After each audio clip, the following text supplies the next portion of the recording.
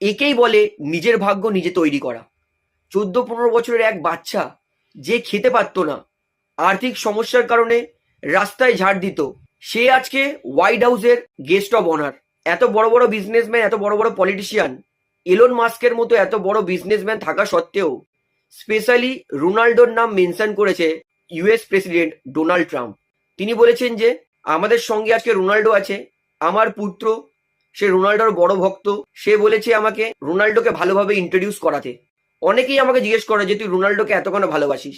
কারণ রোনাল্ডো সে আমাদের মতোই এক মিডল ক্লাস ঘরের ছেলে, যার কাছে না মেসির মতো স্কিল ছিল না ট্যালেন্ট।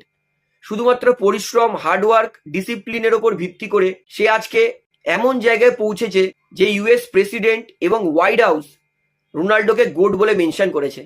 অর্থাৎ এর থেকে বোঝায় যে তুমি গরিব হয়ে জন্মালেও সঠিক পরিশ্রম যদি করতে পারো, তাহলে ভগবান নিশ্চয়ই তোমার ভাগ্যে কিছু না কিছু ভালো লিখে রেখেছেই। এক সময় না খেতে পাওয়া, রাস্তায় ঝাড় দেওয়া ছেলে আজকে হোয়াইট হাউসে গেস্ট অব অনার।